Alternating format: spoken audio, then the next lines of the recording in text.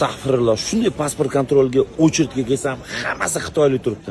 Mana ikkala yangi ham xitoylik. Mana ikkalasi ham xitoylik. Pochkalar, yo'q. Mana u ham xitoylik. Mana ular ham.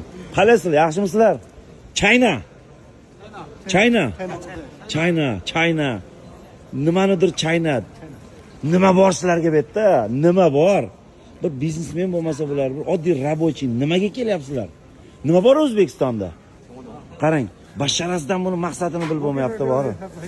Nimaga kelyapsizlar siz? O'zimizda kam ish joyi yo'q, narsa yo'q. Bo'ldi, qaytinglar. Toshkent, Pekin. Beijing. Yo'q bu yerda ish narsa sizlarga.